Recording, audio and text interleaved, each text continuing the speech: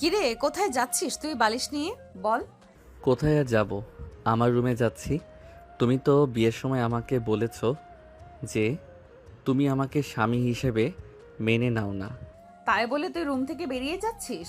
যদি এটা বাবা কিংবা মা দেখে তুই আমার রুমে না থেকে তোর রুমে গিয়েছিলি, তখন তো আবার উল্টা আমাকে বকাবকি করবে। এর থেকে আমার পাশে শুয়ে পড়, আমার কোনো সমস্যা হবে না। কিন্তু হ্যাঁ, রাতে একদমই আমার কাছে আসার চেষ্টা করবে না। ঠিক আছে আপু। নেহার কথাটা শুনে স্বাধীন তার খাটে গিয়ে আরেক পাশে গিয়ে শুয়ে পড়ে। অন্যদিকে নেহা ব্যালকনিতে চলে যায়। আকাশের দিকে তাকিয়ে থাকে, কিছু একটা ভাবতে লাগে। তারপর তার রুমে এসে ছোট্ট একটা মিনি ফ্রিজ থেকে ড্রিঙ্কস বের করে। স্বাধীন ঘুমায়নি, ফোন দেখছিল। হঠাৎ করে কাছের শব্দ হওয়ায় সেদিকে তাকায়। দেখতে পায় নেহা একটা গ্লাসে ড্রিঙ্কস ঢেলে খাচ্ছে। এটা দেখে স্বাধীন তো অবাক হয়ে যায়। শোয়া থেকে উঠে নেহার দিকে প্রশ্নসূচক দৃষ্টিতে তাকিয়ে বলে, আপু, এইসব কি? তুমি তো এসব খাও না। তোমাকে তো যতটুকু জানি অনেক ভালো। আমি তোমার কথার উত্তর দিতে বাধ্য নই। যা, তুই রুমে গিয়ে ঘুমিয়ে পড়। আমার বিষয় নিয়ে তোকে ভাবতে হবে না। কিন্তু আপু, এইসব খাওয়া একদমই ক্ষতিকর। স্বাধীনের কথা শুনে নেহা ওর দিকে বড় বড় দৃষ্টিতে তাকায়। স্বাধীন ভয় পেয়ে খাটে গিয়ে শুয়ে ঘুমানোর চেষ্টা করে। অন্যদিকে নেহা ড্রিঙ্কস করতে করতে বোতল খালি করে ফেলে। নিজেকে আউট অফ কন্ট্রোল হয়ে যায়। ঠেলতে ঠেলতে স্বাধীনের গায়ের উপর এসে পড়ে। স্বাধীন নেহাকে তার বুকের উপর থেকে সরানোর চেষ্টা করে, কিন্তু পারে না। নেহা স্বাধীনকে শক্ত করে জড়িয়ে ধরে মাতালের মতো ব্লক করছে। তুমি কেন এমনটা করলে? মা বাবাকে ম্যানেজ করলাম তোমার জন্য, আর শেষমেশ কিনা তুমি আমাকে রেখে অন্য আরেকটি মেয়েকে নিয়ে পালিয়ে গেলে কেন? যদি বলতে আমি অন্য আরেকজনকে ভালোবাসি, তাহলে তোমাকে আমি ছেড়ে দিতাম, স্বাধীনভাবে চলতে তুমি। হয়তো নিজেকে মানিয়ে নিতে কষ্ট হতো, তারপরেও মেনে নিতাম। কিন্তু আমার সঙ্গে এরকম গেম খেললে কেন? নেহা আপু, কি বলছেন এগুলো? প্লিজ আমাকে ছাড়েন। দেখেন, আমার মধ্যে কেমন যেন ফিল হচ্ছে। প্লিজ ছেড়ে দেন। উল্টাপাল্টা কিছু করলে আবার দোষ দিবেন আমাকে। তোকে তো ছেড়ে দেওয়ার জন্য ধরিনি। আর তোর সাহস কি করে হয় আমাকে বিয়ে করবি না, তাই না? ওয়েট, তোকে দেখাচ্ছি মজা। কথাটা বলেই স্বাধীনকে শক্ত করে জড়িয়ে ধরে নেহা। তারপর অনবরত তার বুকে, কপালে, গলায় কিস করতে লাগে নেহা। স্বাধীন নেহার প্রত্যেকটা কিসে কেঁপে উঠতে লাগে। নিজেকে আর কন্ট্রোল করতে না পেরে নেহার রেসপন্সের সঙ্গে স্বাধীন রেসপন্স দিতে লাগে। এভাবে অনেকটা সময় পেরিয়ে যায়। নেহাকে শুয়ে দিয়ে স্বাধীন ওর বুক থেকে আঁচলটা সরিয়ে অনবরত নেহার শরীরে, কপালে, গলায় কিস করতে লাগে। নেহা নেশার ঘোরে থেকে বারবার কেঁপে উঠতে লাগে। কতদিনের স্বপ্ন ছিল আমার তোমার সঙ্গে বাসর হবে, আর সেই কিনা তুমি আমাকে বিয়ে না করে অন্য আরেকজনকে বিয়ে করতে নিয়েছিলে। নেহার কথা শুনে স্বাধীনের ধ্যান ভেঙে যায়। স্বাধীন বুঝতে পারে যে নেহা তার জায়গায় অন্য কাউকে ভেবে এইসব কথা বলছে। নিজেকে সামলে নিয়ে নেহার বুকের উপর থেকে উঠে পড়ে। তারপর ওর বুকের উপর শাড়ি দিয়ে পুনরায় খাট থেকে উঠতেই যাবে, ঠিক তখন নেহা স্বাধীনের হাত ধরে একটা টান দেয়। স্বাধীন নিজের তাল সামলাতে না পেরে নেহার বুকে গিয়ে পড়ে। তারপর স্বাধীনকে শক্ত করে জড়িয়ে ধরে বলে, কই যাচ্ছ তুমি? তোমাকে তো আমি যেতে দেব না আমার কাছ থেকে। অনেক কষ্ট করে, অনেক কাঠখড় পুড়িয়ে তোমাকে পেয়েছি। দেখেন আপু, আপনি নেশার ঘোরে থেকে উল্টাপাল্টা কথা বলছেন। প্লিজ আমাকে ছেড়ে দেন। সকালে যখন আপনার নেশা ভেঙে যাবে তখন আবারও তো আমাকে খারাপ আজে বাজে কথা বলবেন।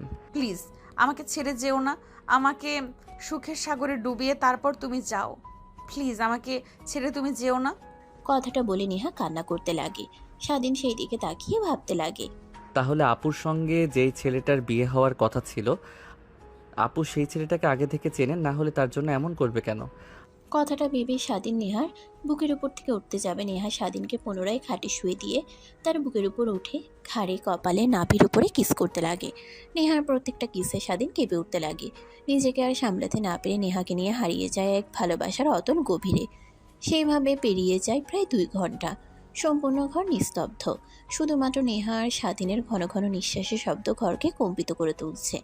স্বাধীন নেহাকে তার সঙ্গে শক্ত করে জড়িয়ে ধরে ঘুমিয়ে যায়। পরের দিন সকালবেলা নেহার ঘুম ভেঙে যায়, মাথা ঝিমঝিম করছিল।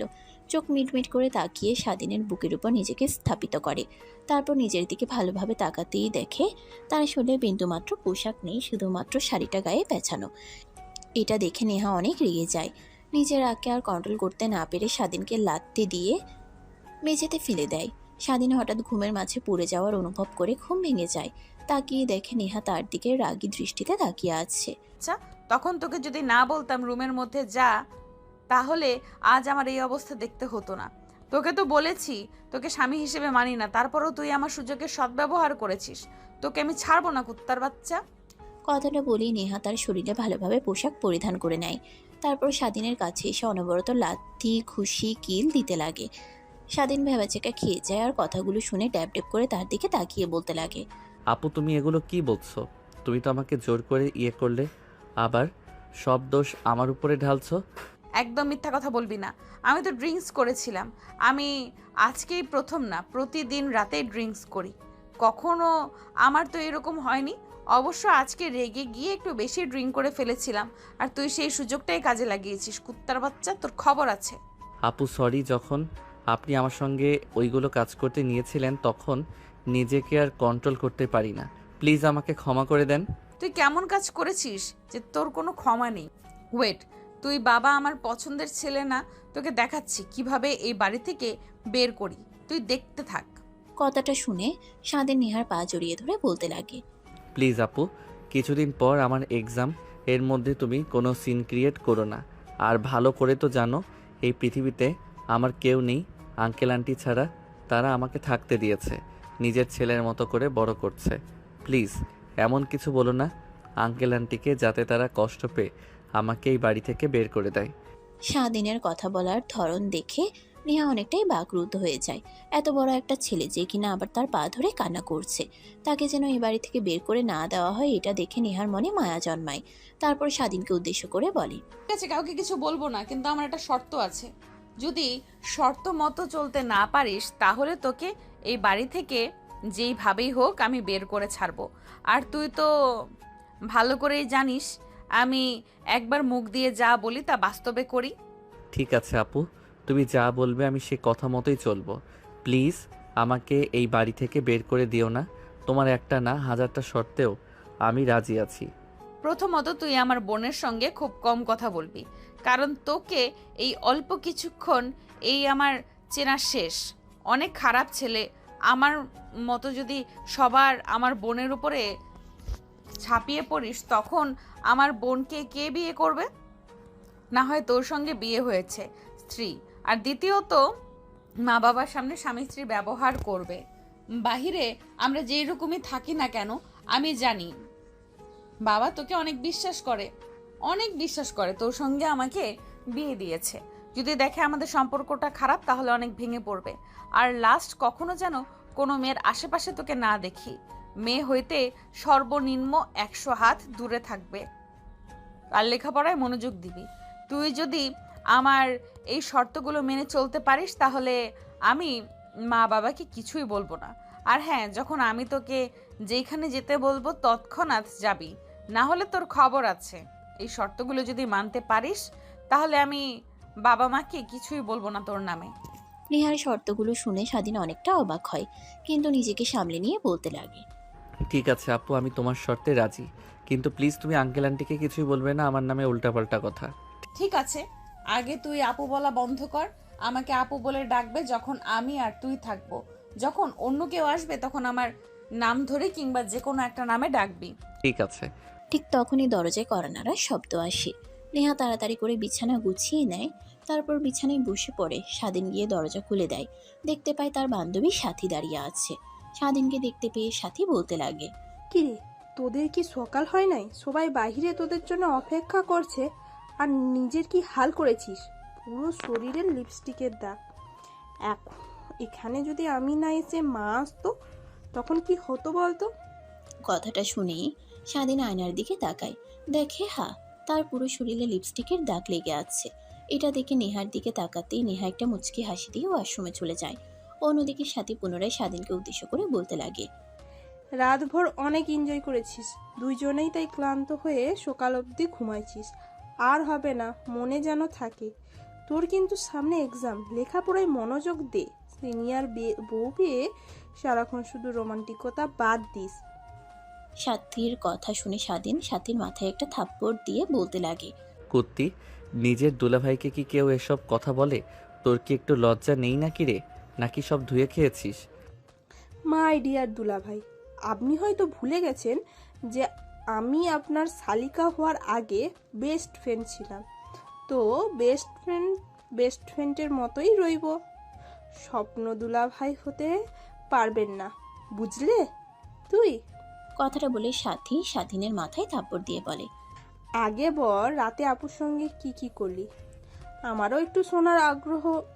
বাসর রাতে কি হয় বান্ধবীর কাছে, প্লাস গল্প অনেক শুনেছি। বাসর রাতে নাকি বিড়াল মারে, কিন্তু কিভাবে সেটা জানি না, বলবি প্লিজ? তা জানার জন্য তোকে বিয়ে করতে হবে, তোকে সেটা বুঝিয়ে বলতে পারবো না। আর নেহা, তুই কিন্তু দিন দিন অনেকটাই পাজি হয়ে যাচ্ছিস। লুচি কোথাকার, আঙ্কেলকে বলছি তোকে একটা ভালো পাত্র দেখে যেন বিয়ে দিয়ে দেয়। বাবাকে গিয়ে বল। আর কি বললি তুই? বিয়ে করতে হবে সবাই বলে না যে শালি মানে আধা ঘরবালি? তো আমি তোর অর্ধেক বউ, তো বিয়ে তো করতেই হবে। কেন? কথাটা বলে সাথী স্বাধীনের দিকে তীক্ষ্ণ দৃষ্টিতে তাকায়। স্বাধীন ভালো করেই বুঝতে পারে সাথীর মতলব। তারপর স্বাধীন সাথীকে বলতে লাগে, দেখ, তোর মতো আমার একদমই ভালোই দেখ, তোর মত আমার একদমই ভালো লাগছে না। যা তুই রুম থেকে, আমি আর তোর বোন ফ্রেশ হয়ে আসছি। আর এইসব উল্টাপাল্টা চিন্তা একদমই মাথা থেকে ঝেড়ে ফেল। আগে তোর ফ্রেন্ড ছিলাম, কিন্তু এখন তোর দুলাভাই। কথাটা মাথায় ঢুকিয়ে রাখ। আরে তোকে একটু চেক করলাম যে আমার বোন কি রকম বর পেয়েছে। যে আমার বোনের জীবন সঙ্গী হবে তাকে একটু চেক করে দেখবো না? অবশ্য তোকে অনেক আগে থেকেই চিনি, তারপরেও একটু দেখলাম আমার বোন অনেক লোয়াল একটা বর পেয়েছে। কারণ নজর যেন না লাগে তোদের সম্পর্কের মধ্যে। কুত্তি কোথাকার, কি তুই আমাকে পরীক্ষা করবি? আমাকে তুই চিনিস না? কথাটা বলে স্বাধীন নেহার বোনকে দৌড়ানি দিতে লাগে। সেখান থেকে দৌড় লাগায় সাথী। তারপর স্বাধীন পুনরায় নেহার রুমে এসে দরজা লাগিয়ে দিয়ে খাটে বসে হাঁপাতে লাগে। ঠিক তখনই ওয়াশরুমে দরজা দিয়ে ভেতরে প্রবেশ করে নেহা। স্বাধীনকে হাঁপাতে দেখে প্রশ্নসূচক দৃষ্টি নিক্ষেপ করে নেহা বলতে লাগে, কিরে, তোর আবার কি হয়েছে? এভাবে হাঁপাচ্ছিস কেন? মনে হচ্ছে যুদ্ধ করেই এইমাত্র বাসায় ফিরলে। আরে বলো না আপু। ও সরি, তুমি তো আবার আপু বলতে নিষেধ করেছো। তাহলে কি বলে ডাকবো? হ্যাঁ, মনে পড়েছে। সুন্দর একটা নাম দেই তোমার। হ্যাঁ, মিষ্টি। স্বাধীনের কথা শুনে নেহা স্বাধীনের দিকে তীক্ষ্ণ দৃষ্টিতে তাকায়। হেয়ার ড্রায়ার করতে করতে স্বাধীনকে বলতে লাগে, মিষ্টি মানে? এইটা আবার কেমন নাম? এত অদ্ভুত নাম আমার হতে যাবে কেন? তুই আমাকে নেহা বলে ডাকবি, সমস্যা নেই। ঠিক আছে, তোমার নাম ধরেই এখন থেকে ডাকবো আমি। এবার বল, তখন অমন করে হাঁপাচ্ছিলি কেন? কি হয়েছিল তোর? আরে বলো না আপু, তোমার বজ্জাত বোন আমাকে বলে কি না কিভাবে বিড়াল মারলো, বাসর ঘরে কি কি হয়, এই সবচেয়ে জানতে চাচ্ছে। তাই দৌড়ানি দিয়েছি। তা তুই প্রতি উত্তরে কি বললে? সিনিয়র বউয়ের সঙ্গে তারপর অনেক এনজয় করেছিস, এইসবই বললি, তাই তো? আরে না, ও তো আগে আমার বান্ধবী ছিল, কিন্তু এখন তো আমার শালিকা। ওর সঙ্গে কি সব ডিসকাস করা যাবে? আর আমি কি এতটাই পাগল নাকি? আচ্ছা, বুঝতে পেরেছি। সাথী এসে কি বলল শুনিসনি? নিচে আমাদের জন্য সবাই অপেক্ষা করছে। যা, তুই ওয়াশরুমে গিয়ে গোসল করে আয়, নাকি এই শরীর নিয়ে বাহিরে যাবি? সে কি বলছো এগুলো তুমি? এই শরীর নিয়ে কিভাবে বাইরে যাব? কিন্তু এই রুমে তো আমার কোনো পোশাক নেই, গোসল করতে যাব কি নিয়ে? সোফায় দেখ, 2টা প্যাকেট আছে, যেটা পছন্দ হয় ওইটা নিয়ে যা। বাবা রাতে দিয়ে গেছে রুমে, বলেছে ওইখানে তোর জন্য কিছু নতুন পোশাক কেনা আছে। তারপর স্বাধীন নেহার কাছে গিয়ে চুল থেকে গামছাটা বের করে নেয়। নেহা স্বাধীনের দিকে রাগী দৃষ্টিতে তাকায়, কিন্তু স্বাধীন সেদিকে কোনো ধ্যান দেখায় না। তারপর সোফার সামনে গিয়ে একটা ব্যাগ নিয়ে ওয়াশরুমে প্রবেশ করে গোসল করে পোশাক পরিবর্তন করে নতুন পোশাক পরে ওয়াশরুম থেকে বের হয়ে দেখে নেহা শাড়ি পরার চেষ্টা করছে, কিন্তু বারবার কুচি খুলে যাচ্ছে। এটা দেখে স্বাধীন গিয়ে নেহার কুচি ধরে। নেহা দেখে অবাক হয়, কিন্তু কিছু বুঝতে দেয় না স্বাধীনকে।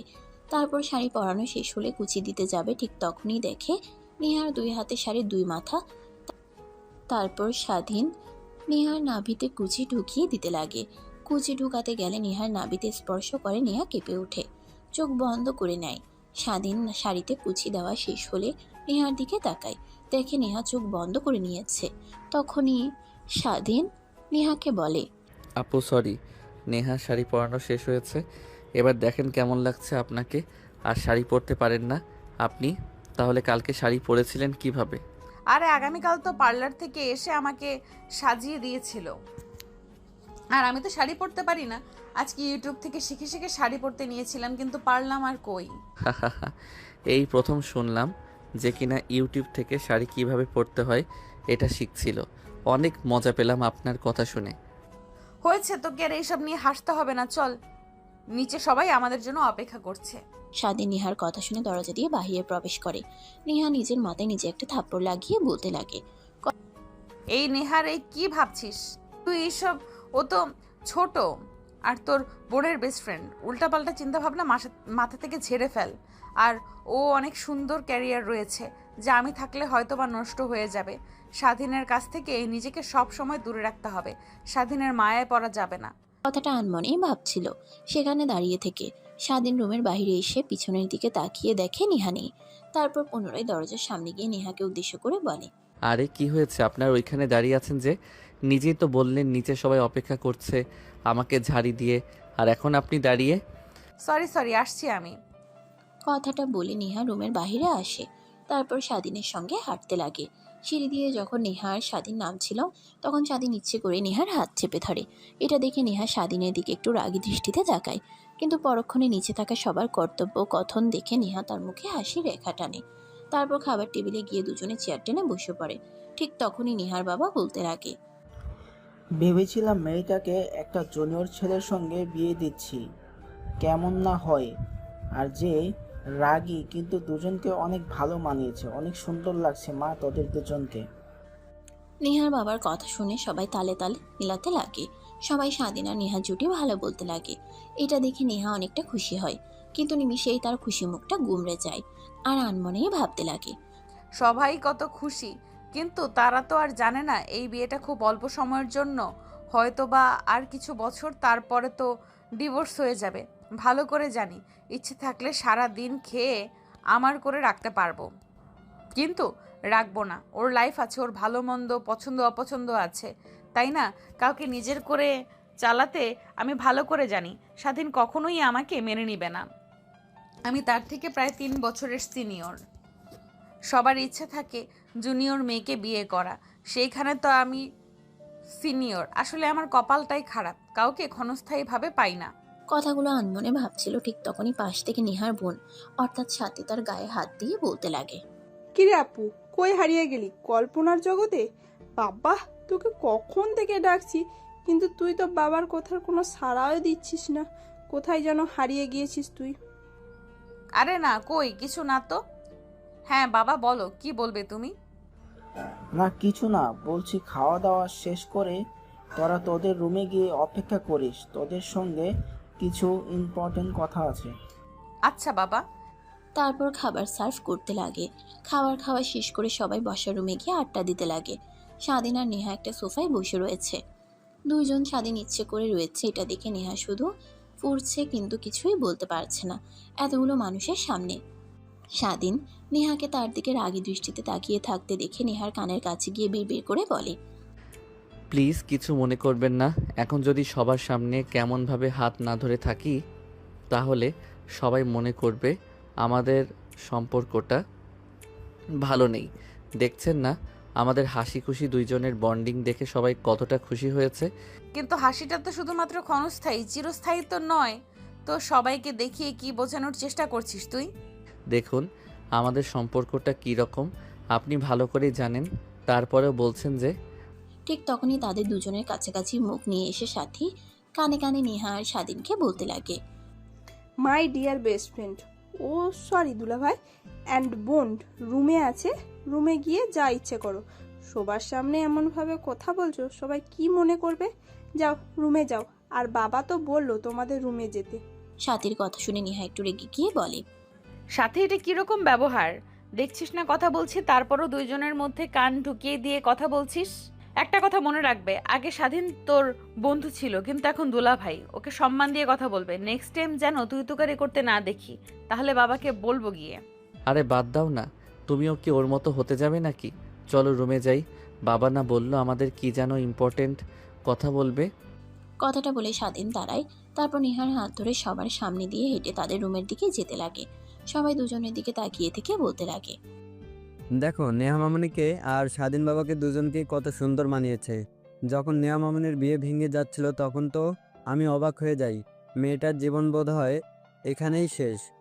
কিন্তু সবার সামনে স্বাধীন দাঁড়িয়ে থাকে, বিয়ে করলো।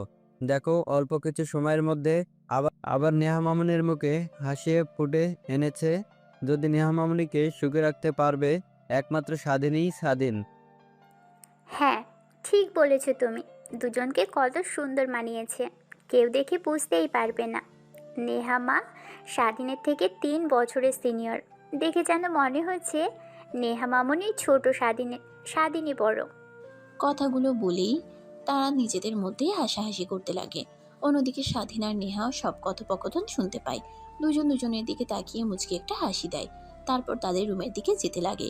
রুমের কাছে গিয়ে দেখে নেহার বাবা রুমের মধ্যে আগে থেকে সোফায় বসে আছে। স্বাধীন আর নেহা সোফায় বসে পড়ে।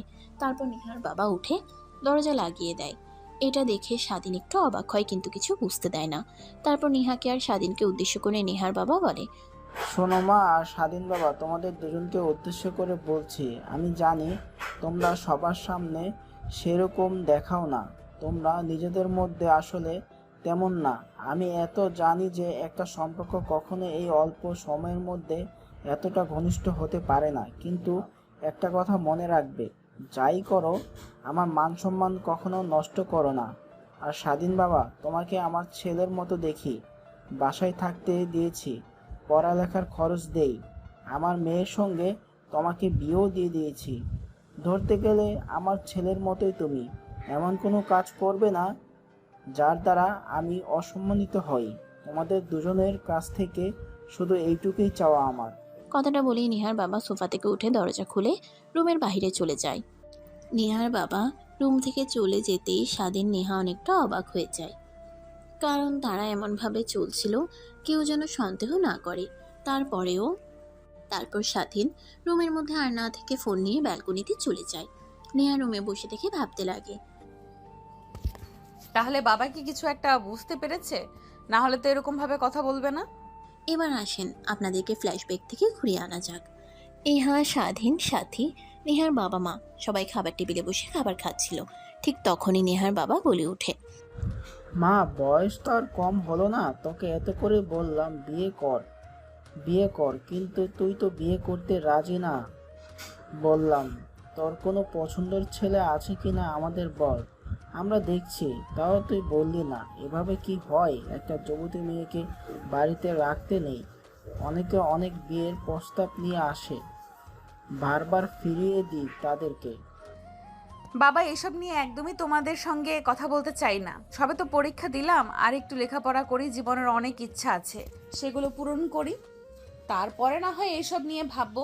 বিয়ে করলে তো বাড়ি থেকে চলে যাব, শ্বশুর শাশুড়ি এইগুলো নিয়ে থাকতে হবে। মারে, আমাকে দেখছিস না? যখন আমি ক্লাস 10-এ পড়তাম তখন তোর বাবার সঙ্গে তোর নানা আমাকে বিয়ে দিয়ে দেয়। আমি অনেক কান্না করেছিলাম। বড়ক্ষণ নিজেকে সামলে নিয়ে তোর বাবার সঙ্গে সুখে শান্তিতে সংসার করি। তোমাদের কথা বাদ, তোমরা আদিম যুগের ছেলে মেয়ে, তোমাদের হিসাব আলাদা, আমাদের হিসাব আলাদা। তো বাবা আমাকে বিয়ের পোশাক একদমই দিবে না। সেটা বললে কি আর হয়? যেহেতু একবার আঙ্কেল আন্টি বলেছে আপনাকে বিয়ে দেবে, বিয়ে দিয়ে ছাড়বে, এখন বলেন আপনার কোনো পছন্দ আছে নাকি? তাহলে তাদের শেখানো ছেলেকেই বিয়ে করতে হবে আপনাকে। পাশ থেকে স্বাধীনের কথা শুনে নেহা স্বাধীনের দিকে রাগী দৃষ্টিতে তাকায়। নেহাকে রাগী দৃষ্টিতে তাকাতে দেখে স্বাধীন খাবার খেতে লাগে। আচ্ছা ঠিক আছে, তোমরা যেহেতু এত করে বলছো, তাহলে তোমাদেরকে একটা ছেলের পিক দেখাবো। তোমরা ওর সঙ্গে আমাকে কিভাবে বিয়ে দিবে জানি না। নেহার কাছ থেকে বিয়ের কথাটা শুনে নেহার বাবা মা স্বস্তির নিঃশ্বাস ফেলে। তারপর খাওয়া দাওয়া শেষ করে সবাই রুমে চলে যায়। নেহার বাবা মা নেহার রুমে যায়। তারপরে ছেলেটার সম্পর্কে A to Z খুঁটিনাটি সব জেনে নেয়। তারপর নেহার বাবা নেহাকে বলে, ঠিক আছে, আমি আজ এই ছেলেটার সম্পর্কে খোঁজ নিয়েছি, যদি ভালো মনে হয় তাহলে তোকে বিয়ে দেব, না হলে তোমাদের দেখানো পাত্রকে তোকে বিয়ে করতে হবে। বাবা, যার ইনফরমেশনগুলো তোমাকে দিয়েছি, ওই ছেলেটার সঙ্গে আমার 4 বছরের রিলেশন। তা আমি ওকে ছাড়া অন্য কাউকে বিয়ে করতে পারবো না। কি, তুই না একটু আগে বলি যে তুই কাউকে ভালোবাসিস না, আবার বলছিস 4 বছর রিলেশন, কিছুই বুঝতে পারছি না, সব মাথার উপর দিয়ে যাচ্ছে। আরে বাবা শোনো, আমি ওকে 4 বছর ধরে রিলেশনশিপে আছি। তোমরা কেউ জানো না, আমরা চেয়েছি দুজনে লেখাপড়া শেষ করে তবেই ফ্যামিলিকে বলবো আমাদের বিয়ের বিষয় নিয়ে। কিন্তু তুমি এর আগে যে পরিমাণ চাপ দিচ্ছ বিয়ের বিষয় নিয়ে, ওকে বলেছি, পরবর্তীতে বললো যে তাদের বাসায় বিয়ের প্রস্তাব নিয়ে যেতে। ও তাহলে এই ব্যাপার, আচ্ছা ঠিক আছে, আমি দেখছি ছেলেটার বিষয়ে খোঁজ খবর নিয়ে। কথাটা বলেই নেহার বাবা আর মা নেহার রুমের বাইরে চলে যায়। তারপর নেহা ব্যালকনিতে গিয়ে সজীবের নাম্বারে ফোন করে, অর্থাৎ তার বয়ফ্রেন্ডের নাম্বারে ফোন করে। জান কই আছো তুমি? আর তোমার বাবা মাকে বলে দিয়েছি, তারা আজকে বিয়ের জন্য অনেক প্রেশার দিচ্ছিল। বাবা মনে হয় তোমার বাসায় 2-1 দিনের মধ্যেই যাবে, তুমি ম্যানেজ করে নিও। ঠিক আছে জান, এটা নিয়ে তোমাকে ভাবতে হবে না। তাহলে জান, এখন তো অন্তত আমার সঙ্গে তুমি রাত কাটাতে পারো নাকি? আমাদের বিয়ের কথা সামনে এগোচ্ছে। না, এখন কিছুই হবে না। যা করার তুমি একদম বাসর রাতের আগে করবে, এর আগে একদমই নয়। অযথা আমাকে বলবে না, ঠিক আছে? আচ্ছা, তুমি কি আমাকে বিশ্বাস করো না? দেখো, এখানে বিশ্বাসের কথা উঠছে কেন? তুমি ভালো করে জানো আমি তোমাকে কতটা বিশ্বাস করি, নিজের জীবনের থেকেও বেশি। আর তুমি যা চাচ্ছ তা সম্ভব না, এটা হারাম। বিয়ের পর সব হালাল হয়ে যাবে, তখন তোমার যা ইচ্ছা তাই করিও। এখন একদমই ছোট বাচ্চাদের মতো কথা বলবে না। ঠিক আছে, বলবো না, কিন্তু তোমাকে বিয়ের আগে অনেক আপন করে পেতে ইচ্ছে করছে। আমার ইচ্ছেটা কি তোমার কাছে কোনো মূল্য নেই? হ্যাঁ অবশ্যই আছে, কিন্তু সবকিছু বিয়ের পর। আর হ্যাঁ, আজকে বিকেলে পার্কে এসো, তোমার সঙ্গে কিছু কথা বলার আছে। আচ্ছা ঠিক আছে, এখন ফোন রাখি, আমি কাজ করছি। ফ্রি হয়ে তোমাকে পরে না হয় কল দেব, আর বিকেলে পার্কে ঘুরতে যাব। কথাটা বলে সজীব ফোন রেখে দেয়। নেহা তার ব্যালকনি থেকে রুমে আসে, পড়ার টেবিলে বসে পড়তে লাগে। পড়তে পড়তে রাত যখন অনেক গভীর হয়ে যায়, তখন অনেক ইচ্ছে করে কফি খাওয়ার জন্য। কফি খাওয়ার জন্য নিচে কিচেন রুমের দিকে যেতেই তো অবাক হয়ে যায়। কিচেন রুমে গিয়ে দেখে স্বাধীন আর সাথী দুজনে কি যেন করছে। নেহা চুপি চুপি তাদের দুজনের কাছে গিয়ে দাঁড়ায়, মাথা উঁচু করে সামনের দিকে তাকিয়ে দেখে কেক বানানোর চেষ্টা করছে। কেক হলে দুজনে ইয়াহু বলে চিৎকার করে একে অপরকে জড়িয়ে ধরে। এটা দেখে তো নেহা অবাক হয়ে যায়। কিরে, এত রাতে তোরা দুজন কিচেন রুমে আর চিৎকার করছিস কেন? কি হয়েছে? আরে আপু বলো না, আমি আর স্বাধীন প্রায় 2 মাস হলো কেক তৈরি করার চেষ্টা করছি ইউটিউব দেখে দেখে, কিন্তু পারছি না। আজকে 2 মাস পর সফল হলাম কেক তৈরি করতে, তার জন্য একটু এক্সাইটেড হয়ে চিৎকার দিয়ে ফেলেছি। তা তুমি এত রাতে কিচেন রুমে কি করছো? রাত অনেক হয়েছে, কিন্তু ঘুম না আসায় একটু বাইরে আসলাম কফি খাওয়ার জন্য। কিচেনের রুমে ঢুকতেই তোদের এই লঙ্কা কাণ্ড। আমি বলি কি বোন, নিজেকে একটু সামলা, পরপুরুষের সঙ্গে কখনো এভাবে লেপ্টে থাকতে হয় না। তোকে তো দেখেই সবসময় স্বাধীনের সঙ্গে চিপকে থাকিস চুইংগামের মতন। আপু তুমি হয়তো ভুলে গেছো স্বাধীন আমার বেস্ট ফ্রেন্ড হয়, তো ওর সঙ্গে আনন্দ ফুর্তি ঘাসে গেছি করতে পারি, স্বাভাবিক। তোমার কাছ থেকে আমার শুনতে হবে না, ঠিক আছে? অন্যদিকে স্বাধীন দর্শকের মতো সেখানে দাঁড়িয়ে থেকে নেহা আর সাথীর কথোপকথন শুনছিল। এখন দুই বোনের নিজেদের মধ্যে ঝগড়া হওয়ার উপক্রম। ঠিক তখনই স্বাধীন আবহাওয়া বেগতিক দেখে সাথীকে সেখান থেকে হাত ধরে নিয়ে আসে বাহিরে। অন্যদিকে নেহা ভটভট করতে করতে কিচেন রুমে কফি প্রস্তুত করে তার রুমে চলে যায় খাওয়ার জন্য। অন্যদিকে স্বাধীন সাথীকে ঠান্ডা করে বলতে লাগে, আচ্ছা বুঝলাম না তোর কি হয়েছে। আমার বিষয়ে কেউ কোনো কথা বললে তুই রেগে যাস, তার সঙ্গে উল্টাপাল্টা ব্যবহার করিস। কলেজে আবার কোনো মেয়ে যদি আমার দিকে বাদ দিয়ে দৃষ্টিতে তাকাই, শেষ। তাই তাদের তুই মেরে হাসপাতালে পাঠিয়ে দিস। বুঝলাম না কি হয়েছে তোর। তুই আমার শুধু বেস্ট ফ্রেন্ড না, তুই আমার অন্য কিছু। তার কারণেই তোকে এত কেয়ার করি, যত্ন করি, মেয়েদের কাছ থেকে দূরে দূরে রাখি, সব সময় নিজের কাছে চুইংগামের মতন আটকি রাখি। দেখ, আমি তোকে নিজের বান্ধবী ছাড়া অন্য কোনো নজরে দেখি না, তো এইসব কথা বলবি না। ইন ফিউচার কখনো দেখতে পারবো না। আমরা বেস্ট ফ্রেন্ড, এটাই ভালো, ঠিক আছে? আর উল্টাপাল্টা চিন্তা যদি মাথাতে আসে তাহলে মাথা থেকে বের করে দিস। কথাটা বলে স্বাধীন তার রুমের দিকে যেতে লাগে, কিন্তু ভালো না লাগায় সোজা ছাদে চলে যায় রাতের মনোমুগ্ধকর পরিবেশটা উপভোগ করার জন্য। অন্যদিকে নেহা কফি প্রস্তুত করে তার রুমের দিকে যাচ্ছিল, কিন্তু পরিবেশটা ভালো না লাগায় ভাবে ছাদে গেলে অনেক ভালো লাগবে। তাই ছাদে আসে, দেখতে পায় ছাদের এক কর্নারে আলো চলছে। সামনের দিকে একটু এগিয়ে যেতে দেখে স্বাধীন সেখানে দাঁড়িয়ে থেকে মোবাইলে কিছু একটা করছে। ঠিক তখনই পিছন থেকে নেহা শুকনো একটা কাশি দিয়ে বলে, কি ব্যাপার, এত রাতে তুই ছাদে কি করছিস?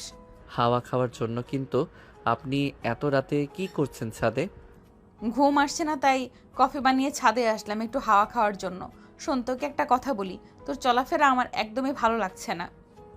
আমার বোনের কাছ থেকে দূরে দূরে থাকার চেষ্টা করবি। বামন হয়ে কখনো চাঁদের দিকে যেন হাত না বাড়াস, একটা কথা মাথায় রাখবি, মনে রাখবি।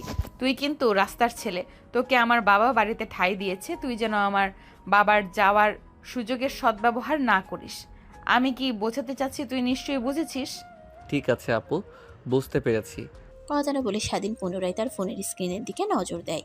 অন্যদিকে নেহা তার কফি শেষ করে কিছুক্ষণ ছাদে দাঁড়িয়ে পায়চারি করে তার রুমে চলে যায়। স্বাধীন নেহার পিছু পিছু এসে তার রুমে গিয়ে ঘুমিয়ে পড়ে। পরের দিন সকালবেলা স্বাধীনের ঘুম ভেঙে যায়। অনেক সকাল সকাল ঘুম থেকে উঠে উঁচু করে নামাজ পড়তে চলে যায়। নামাজ পড়ে বাইরে গিয়ে একটু হাঁটাহাঁটি করে বাসে আসে। বাসে আসতেই দেখে নেহা তার বাবার দিকে রাগী দৃষ্টিতে তাকিয়ে ঝগড়া করছে। তোমার কত বড় সাহস সজীবের বিরুদ্ধে উল্টোপাল্টা কথা বলো? ও অনেক ভালো ছেলে, অনেকে ওকে সহ্য করতে পারে না, এর জন্য গ্রামের মানুষ অনেকে নানান বাজে কথা বলেছে, তাই তুমি সেই কথা শুনে এসে আমাকে বলছো সজীব বাজে? ওর সম্বন্ধে আমি 4 বছর ধরে চিনি, কখনো আমার চোখে তেমন কিছু ধরা পড়েনি। তুমি বলেছিলে না আমি যেখানে খুশি থাকবো তোমাদের সেখানেই খুশি? হ্যাঁ, তোমরা যদি আমাকে সজীবের সঙ্গে বিয়ে দাও তাহলে আমি খুশিতেই থাকবো। কিন্তু মা, একটা কথা বোঝার চেষ্টা কর। আমরা ওর গ্রামে গিয়েছিলাম, ওর গ্রামের মানুষ তো আর ওর সম্বন্ধে খারাপ কথা বলবে না। গ্রামে নাকি অনেক মেয়ের সঙ্গে ফষ্টি নষ্টি করেছে, পরিবর্তে ওকে গ্রাম থেকে তাড়িয়ে দিলে শহরে আসে, তারপর শহরে এসে বড়লোক বাবার মেয়েকে পটিয়ে তাদের কাছ থেকে কোটি কোটি টাকা আদায় করাই হলো ওর মূল উদ্দেশ্য। তুই বল যে ওর বাবা মাকে নিয়ে আমার বাসায় আসতে, দেখবি ও কখনো আসবে না। দেখো বাবা, আমি শর্টকাট একটা কথা বলি, আমি সজীবকে ছাড়া অন্য কাউকে বিয়ে করব না, এই কথাটা মাথায় যেন মনে থাকে। আর হ্যাঁ, সজীব খারাপ ছেলে হোক আর যেরকম ছেলেই হোক না কেন, তাতে আমার কোনো কিছুই যায় আসে না। ওর সঙ্গে থাকলে আমি সুখে থাকতে পারবো, আর আমি ওকে শুধরে নেব। তোমাকে আমাকে নিয়ে ভাবতে হবে না। দেখ মা, তোর বাবা যা বলেছে সত্যি বলেছে। আমরা তো আর তোকে জেনে শুনে আগুনের মধ্যে ফেলতে পারি না। তোর সুখ কোনখানে, অসুখ কোনখানে, এটা আমরা ভালো করেই জানি। কিন্তু বুঝলি, তোমাকে তো বললামই আমি সজীবকে ছাড়া অন্য কাউকে বিয়ে করতে পারবো না। যদি পারো তাহলে সজীবের সঙ্গে আমাকে বিয়ে দাও, না হলে দরকার নেই। আর হ্যাঁ, যদি জোরাজোরি করো তাহলে আমার মৃত মুখ দেখবে, বলে দিলাম কথাটা। কথাটা বলেই নেহা তার রুমে চলে যায়। অন্যদিকে নেহার মা আর তার বাবা দুজনেই মাথায় হাত দিয়ে সোফায় গিয়ে বসে পড়ে। স্বাধীন তাদের সামনে গিয়ে দাঁড়াতেই নেহার মা আর বাবা স্বাধীনের দিকে তাকিয়ে বলে, বাবা, সবই তো মনে হয় শুনলাম, কি করব এখন বলো? জেনে শুনে আর নিজের মেয়েকে তো আর বাজে ছেলে একটা ছেলের হাতে তুলে দিতে পারি না। বাবা হিসেবে আমার দায়িত্ব মেয়েকে একটা ভালো ছেলের হাতে তুলে দেওয়ার। যদি না পারি তাহলে তো বাবা হয়েও লাভ নেই। আঙ্কেল, নেহা আপু যখন ছেলেটাকে ভালোবাসে, নিশ্চয়ই ছেলেটাও তাকে ভালোবাসে, না হলে তো আর এরকম পাগলামি করতো না। নেহা আপু ভালোবাসার কারণে যে কোনো ছেলে নিজেকে পরিবর্তন করতে পারে। আগে হয়তোবা ছেলেটা অনেক খারাপ ছিল, কিন্তু এখন নেহা আপুর ভালোবাসা পেয়ে ছেলেটা ভালো হওয়ার চেষ্টা করছে। আমি বলবো কি, ছেলেটার সম্বন্ধে এখন একটু ভালো করে খোঁজ নেন, তারপরে না হয় বিয়ের কাজটা সামনে এগোন। হ্যাঁ স্বাধীন বাবা কথাটা ঠিকই বলেছেন। তুমি একটু ছেলেটার সম্বন্ধে আর একটু ভালো করে খোঁজ নাও। মেয়েটা আজ এখন এত করে বলছে, তাকে ছাড়া বাঁচবে না। আমরা একটু দেখি। ঠিক আছে, তাহলে তোমার মেয়েকে বলো আগামীকাল যেই সেই ছেলেটাকে নিয়ে আমার বাসায় আসে, আমি ছেলেটার সঙ্গে কথা বলতে চাই। তারপর নেহার মা চলে যায় নেহার রুমে কথাটা বলতে। স্বাধীন সেখানে আর না দাঁড়িয়ে থেকে তারপর রুমে চলে যায়। রুমে গিয়ে ফ্রেশ হয়ে খাবার টেবিলে আসে, খাওয়া দাওয়া করে কলেজে চলে যায়। এভাবেই কেটে যায় 2টা দিন। দুপুরের দিকে স্বাধীনের সাথে দুজনে একসঙ্গে কলেজ থেকে আসে। দেখতে পায় বসার রুমে একটা ছেলে বসে আছে, আর নেহার মা আর বাবা তাকে প্রশ্ন করছে। নেহা পাশে দাঁড়িয়ে আছে। স্বাধীন বুঝতে পারে এটাই হয়তোবা ওই ছেলেটা সুজিব। স্বাধীন সেদিকে আর না গিয়ে সোজা তার রুমে চলে যায়। তারপর ফ্রেশ হয়ে পোশাক পরিবর্তন করে নিচে আসে। নিচে এসে দেখে ছেলেটা এখনো বসে নিহার বাবার সঙ্গে কথা বলছে। স্বাধীন সামনে এগুতেই সজীব নামে ছেলেটা নিহার মা বাবার কাছ থেকে বিদায় নিয়ে চলে যায়। এদিকে স্বাধীন নিহার মা বাবার কাছে গিয়ে দাঁড়াতেই তারা স্বাধীনকেও উদ্দেশ্য করে বলতে লাগে, বাবা, তুমি তো ঠিকই বলেছিলে, ছেলেটার সঙ্গে কথা বলে মোটেও তো মনে হলো না এই ছেলেটা এতটা বাজে। কি গোছানো কথা বলার স্টাইল, কি পোশাক আশাক, কি চলাফেরা ধরন, আমার তো পছন্দ হয়েছে। তুমি কি বলো নেহার মা? আচ্ছা, আমারও পছন্দ হয়েছে। তাহলে একটা কাজ করি, ছেলেটার অ্যাড্রেস ও আমার কাছে আছে, ওর মা আর বাবার সঙ্গে কথা বলে ওদের দুজনের বিয়ে ঠিক করে ফেলি। কি বলো তুমি? তুমি যা ভালো মনে করো, আমার এখানে অমত নেই। আমি ভালো করে জানি তুমি যে কাজ করবে নির্ভুল এবং আমাদের ভালোর জন্যই। কথাটা বলেই নেহার মা চলে যায় কিচেন রুমে। স্বাধীন সেখানে দাঁড়িয়ে থাকে। এটা দেখে নেহার বাবা বলে, এখানে এমনভাবে দাঁড়িয়ে আছো কেন? বসো, পাশে বসো, তোমার সঙ্গে কিছু কথা বলার আছে। তারপর স্বাধীন সেখানে আর না দাঁড়িয়ে থেকে নেহার বাবার পাশে সোফায় গিয়ে বসে পড়ে। তারপর নেহার বাবার সঙ্গে টুকটাক কথা বলতে লাগে। ঠিক তখনই সেখানে হাজির হয় নেহা। বাবা, তোমাকে বললাম না একবার কথা বলে দেখো সজীবের সঙ্গে, তোমার অনেক পছন্দ হবে। হ্যাঁ, ও আমাকে বলেছে আগে অনেক খারাপ ছিল, কিন্তু আমাকে পাওয়ার পর থেকে নিজেকে শুধরে নিয়েছে। আচ্ছা তাহলে তুই এইখানে বই। আমি দেখছি কি করা যায়। কালকে না হয় ছেলেটার ফ্যামিলির সঙ্গে গিয়ে কথা বলবো তোদের বিয়ে নিয়ে। ডেট ফিক্স করে আসবো গিয়ে আমি আর তোর মা। নেহা তার বাবার কথা শুনে অনেকটা খুশি হয়ে গিয়ে নেহা তার বাবাকে জড়িয়ে ধরে। এভাবে পেরিয়ে যায় বেশ কয়েকটা দিন। নেহার বাবা সজীবের বাবা মার কাছে গিয়ে তাদের বিয়ের সম্বন্ধে কথা বললে তারা রাজি হয়ে যায়। দেখতে দেখতে যত বিয়ের সময় ঘনিয়ে আসছে, নেহার এক্সাইটমেন্ট ততই দ্বিগুণ হয়েছে। একদিন সবাই যায় মার্কেট করার জন্য। তখন সেখানে উপস্থিত হয় নেহা আর সজীব। তারপর দুজন একটা রেস্টুরেন্টে গিয়ে কথা বলতে লাগে। কথা বলা শেষ করে বাইরে আসে।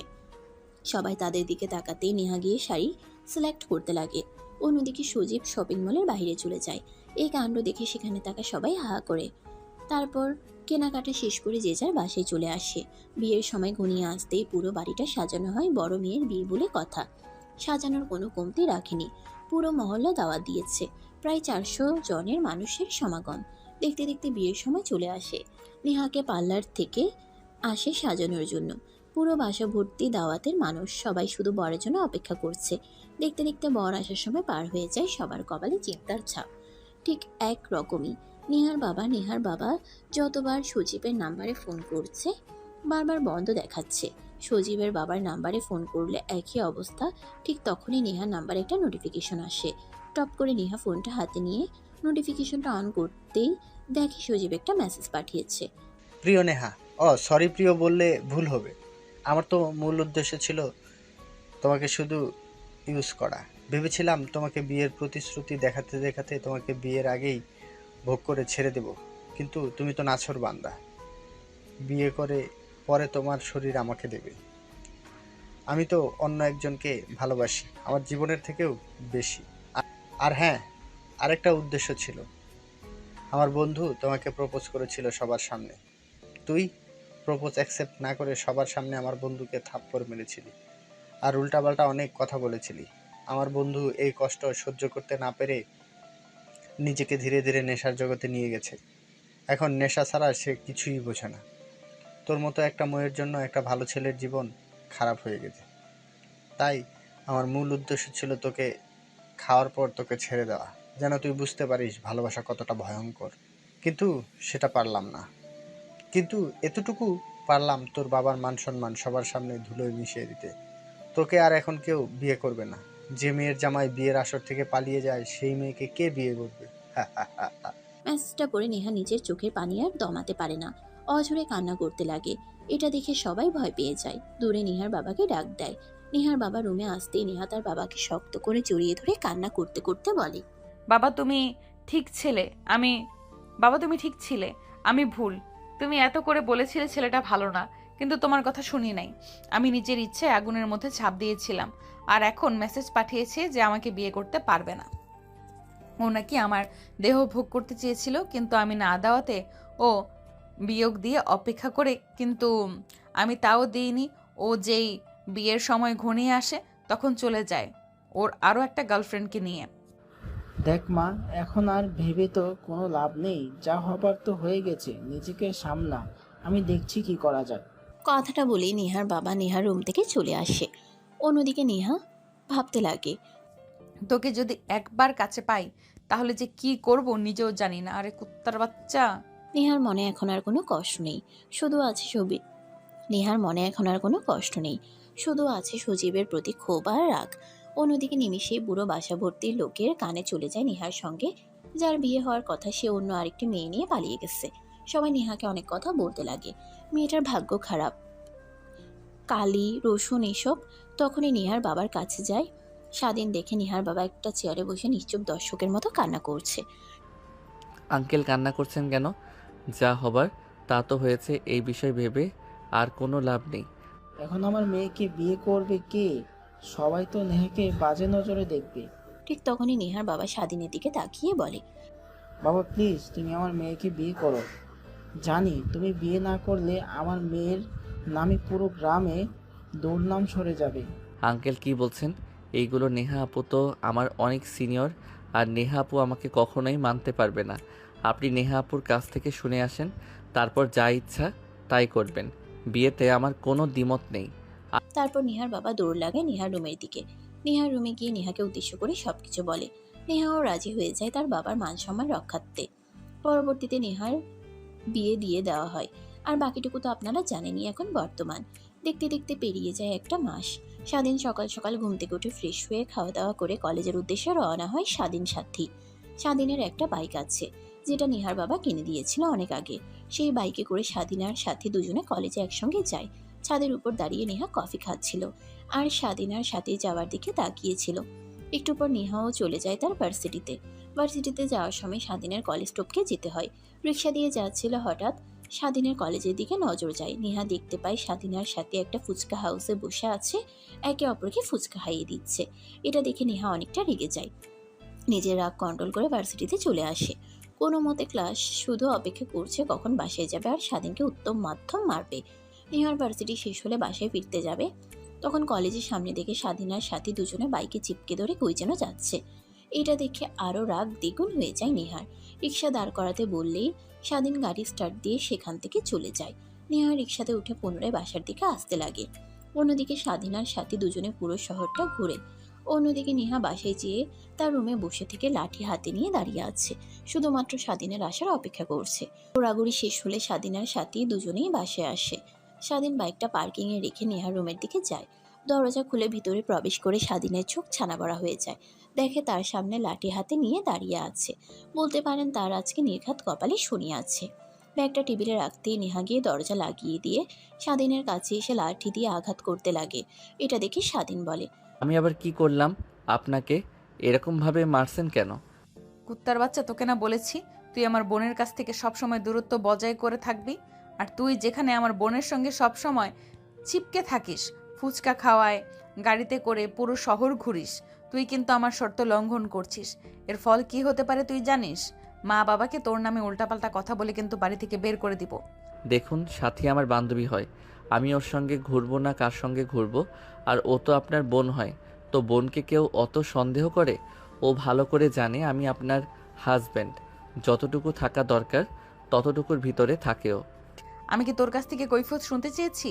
তুই যদি নিজের ভালো চাস তাহলে সাথীর কাছ থেকে দূরে দূরে থাকবি, এটাই আমার লাস্ট ওয়ার্নিং। কথাটা বলেই নেহা স্বাধীনের কলার ছেড়ে দেয়। স্বাধীন নেহার কাছ থেকে ছাড়া পেয়ে দীর্ঘ একটা নিঃশ্বাস ফেলে বলে, ঠিক আছে। তারপর ওয়ার্ড্রপের ভিতর থেকে জামা কাপড় বের করে ওয়াশরুমে চলে যায় গোসল করার জন্য। গোসল করে বাইরে এসে দেখে নেহা এখনো রেগে আছে। এটা দেখে স্বাধীন নেহার কাছে গিয়ে বলে, দেখেন, আমাদের সম্পর্কটা কি আপনি ভালো করে জানেন, তারপর আমার জীবনের মধ্যে আপনি কেন হস্তক্ষেপ দেখাচ্ছেন? আমি আমার মতো চলি, আপনি আপনার মতো চলেন। তার মানে তুই আমার সঙ্গে যা যা করেছিস আমার বোনের সঙ্গে করবি, আর আমি তাকিয়ে তাকিয়ে দেখব আমার বোনের জীবন নষ্ট হতে? তা হবে না। দেখুন সাথী, জাস্ট মাই বেস্ট ফ্রেন্ডের থেকে বেশি কিছু না। আর ও একটু অবুঝ, তাই সব সময় ওই রকম করে। আমি ওকে অনেক বোঝানোর চেষ্টা করেছি কিন্তু বোঝাতে পারি নাই।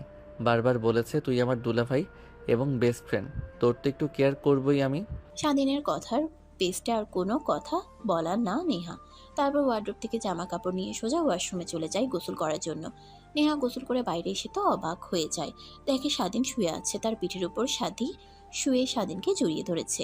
এটা দেখে নেহা রেগে চিৎকার দিয়ে বলে। সাথী এসব কি?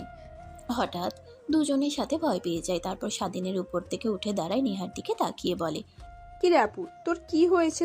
তোর জামাইকে তো আর নিজের করে নিইনি, ও আমার বেস্ট ফ্রেন্ড প্লাস দুলা ভাই। তো স্বাধীনের সঙ্গে একটু ফাজলামি করছিলাম, এর থেকে বেশি কিচ্ছু না।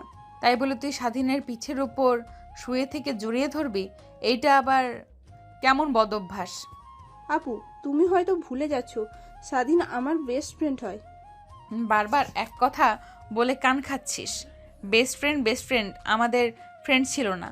আমরা তো তাদের সঙ্গে এইসব কেন? ওর হাতও ধরতাম না। আর এখনকার কি পেয়েছিস? নেহার ধমক শুনে সাথী কান্না করে দেয়। অন্যদিকে নেহার মা বাবা নেহার রুম থেকে চিৎকার চেঁচামেচি শুনে নেহার রুমে চলে আসে। এসে দেখে সাথী কান্না করছে। তারপর নেহাকে উদ্দেশ্য করে প্রশ্ন করে নেহার বাবা। কিরে মা, কি হয়েছে? তুই এত চিৎকার চেঁচামেচি করছিস কেন? আর সাথেই কান্না করছি কেন? কি হয়েছে ওর? সেটাই না হয় তোমার মেয়ের কাছ থেকে শোনো। নেহার কথাটা শুনে সাথী কান্না করতে করতে চলে যায়। সাথীর পেছনে নেহার মা বাবা রুম থেকে চলে যায়। নেহা গিয়ে খট করে দরজা লাগিয়ে দেয়। তারপর স্বাধীনের কাছে এসে ওর কলার চেপে ধরে দেওয়ালের সঙ্গে বলতে লাগে, কুত্তার বাচ্চা, আমি তোকে কি বুঝিয়ে গেলাম আর আসার পর কি দেখছি? তোকে বললাম আমার বোনের কাছ থেকে দূরে দূরে থাকবে, আর তুই কি না? আসলে তোকে কি দোষ দেব? সব পুরুষই এক। মেয়ে মানুষ দেখলে নিজেদের আর সামলাতে পারে না। কথাটা বলেই নেহা স্বাধীনকে ছেড়ে দেয়। তারপর খাটে বসে পড়ে। স্বাধীন গিয়ে খাটে বসতেই নেহা তার শরীর থেকে ওড়না ফেলে দিয়ে বলে, এই যে আমার শরীর, তোর যত ইচ্ছা তুই তত ভোগ করে নে, কিন্তু আমার বোনের কাছ থেকে তুই দূরে দূরে থাকবি। স্বাধীন মেঝে থেকে ওড়না তুলে নেহার গায়ে জড়িয়ে ধরে বলে, যেহেতু আমাকে এতটা অবিশ্বাস করেন তো কিছু বলার নেই। আসলে আমি কিছুই করি না।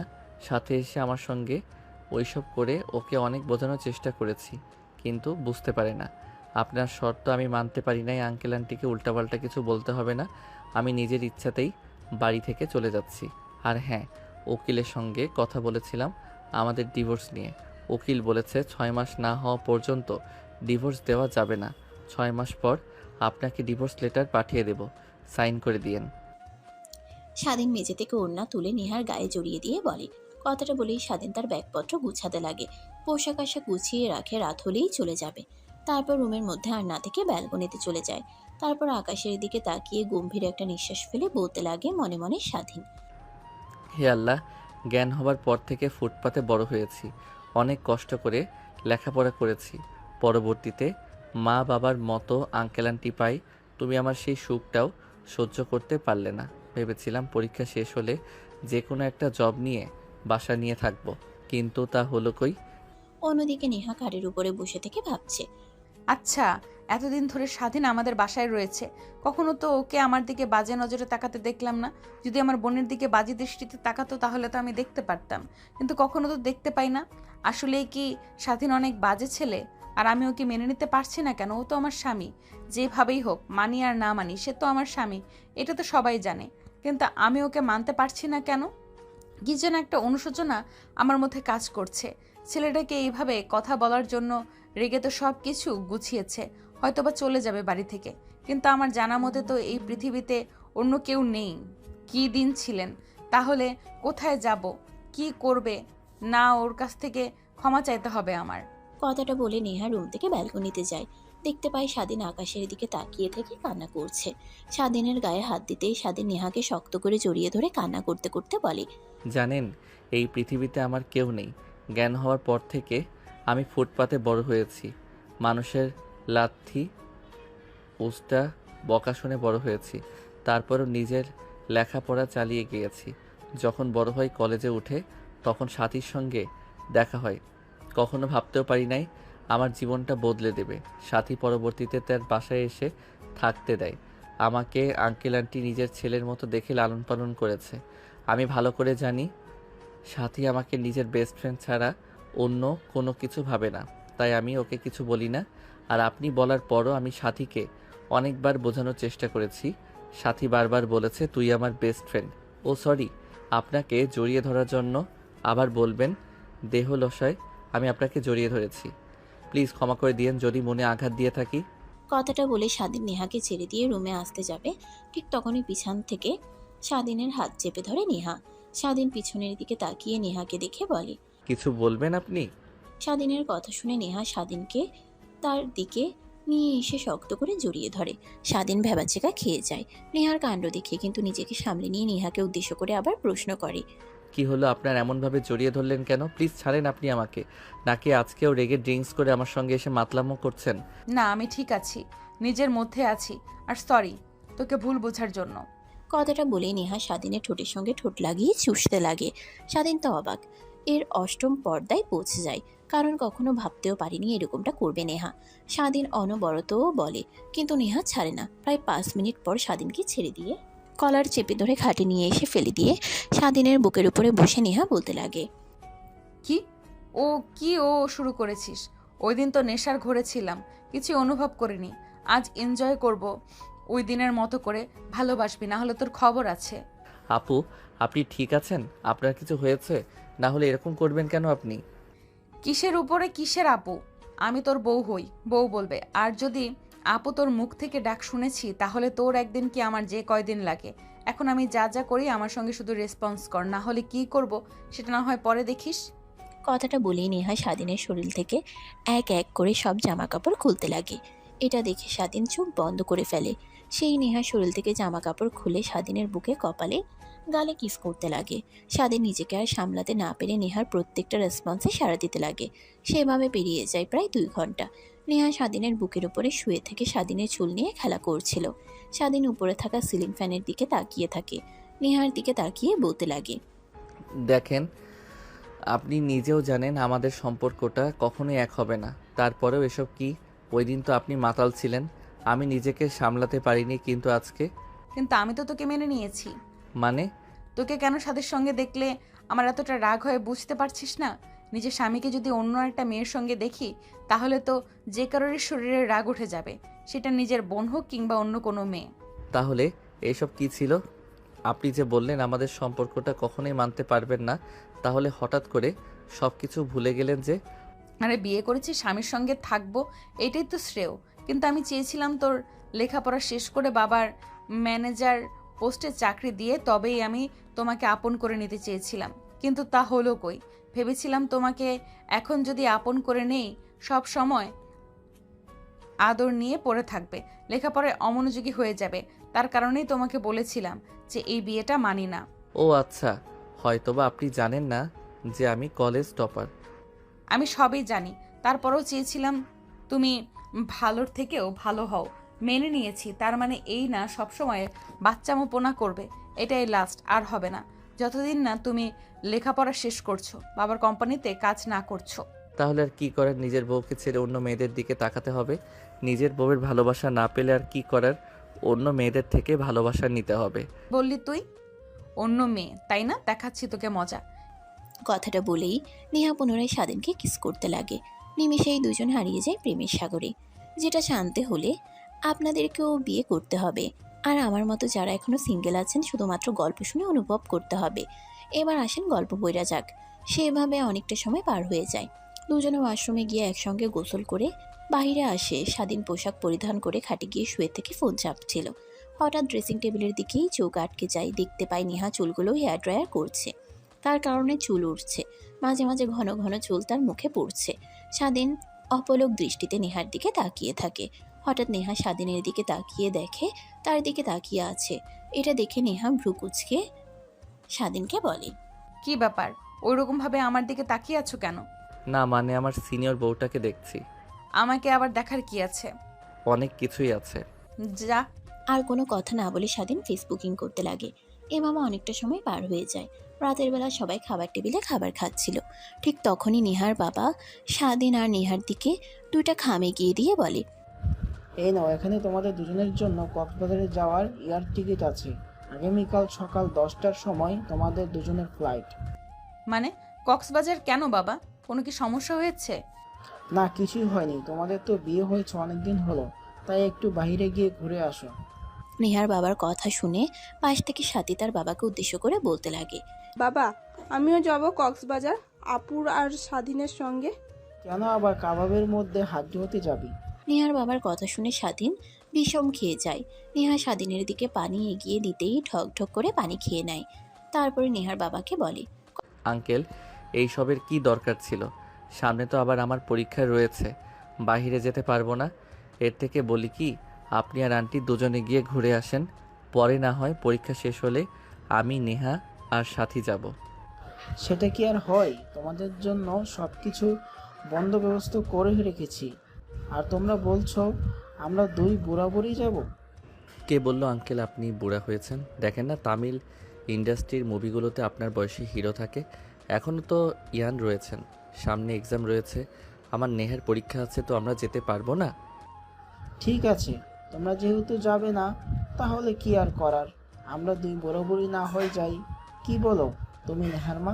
কথাটা বলে নেহার মার দিকে তাকায়। সবাই নেহার মা মুচকি একটা হাসি দেয়। এভাবে হাসি খুশিতে খাবারের পর্ব শেষ হয়। সবাই বসার রুমে গিয়ে টিভি দেখছিল। রাত যখন অনেক গভীর হয় তখন সাথী তার রুমে চলে যায়। নেহা তার রুমে চলে যায়। স্বাধীন যখন যাবে ঠিক তখনই নেহার বাবা স্বাধীনকে ডেকে তার কাছে নিয়ে এসে বসিয়ে বলে, জানো বাবা, আজকে আমার দুই মেয়ে অনেক হাসি খুশি ছিল। তুমি জানো না হয়তো বাবা, আমি আমার মেয়েদের মুখে হাসি খুশি দেখি না প্রায় 2 বছর হলো। সব কিছু তোমার জন্য হয়েছে। আমি জানতাম তুমি আমার বড় মেয়েকে সুখে রাখবে। তোমার কাছে শুধু একটাই আবদার, আমার মেয়েকে কখনো কষ্ট দিও না। স্বামী স্ত্রীর মধ্যে ভুল বোঝাবুঝি হবে, নিজেদের মধ্যে মীমাংসা করে নিও। কখনো ওই ভুল বোঝাবুঝিটাকে খারাপ পর্যায়ে নিয়ে যেও না। তোমার আন্টির সঙ্গে আন্টি বলছি কেন, এখন তো আমি তোমার বাবা আর মা। তো তোমার মার সঙ্গে আমার জানো কি রিলেশন করে বিয়ে হয়েছে? তোমার শাশুড়ির মার সঙ্গে আমার অনেক ভুল বোঝাবুঝি হয়েছে, শুধুমাত্র রাতের বেলা ফোন নিয়ে গিয়ে প্রপোজ করলে আবার সব কিছু ঠিক হয়ে গিয়েছিল। তো শুধু এইটুকুই বলবো, কখনো আমার মেয়ের মনে কষ্ট দিও না তুমি। নেহার বাবার কথা শুনে স্বাধীন মুচকি একটা হাসি দিয়ে বলতে লাগে। ঠিক আছে আঙ্কেল। কথাটা বলে নেহার বাবার দিকে তাকায়, দেখে তার দিকে রাগী দৃষ্টিতে তাকিয়ে আছে। এইটা দেখে স্বাধীন পুনরায় বলে, ও সরি, ভুল হয়ে গেছে শ্বশুর আব্বা। কথাটা বলে স্বাধীন আর নেহার বাবা একে অপরের দিকে তাকিয়ে হাসতে লাগে। তারপর স্বাধীন সোজা নেহার রুমে চলে যায়। দরজা লাগিয়ে দিয়ে পিছন ফিরে তাকিয়ে দেখে নেহা তার ব্যাগ থেকে জামা কাপড় বের করে গুছিয়ে রাখছে। স্বাধীন পিছন থেকে গিয়ে নেহাকে জড়িয়ে ধরে। হঠাৎ জড়িয়ে ধরাতে নেহা চমকে উঠে নিজেকে সামলে নিয়ে নেহা স্বাধীনকে বলে, কি করছে এগুলো? প্লিজ ছাড়ো, কেউ এসে পড়বে।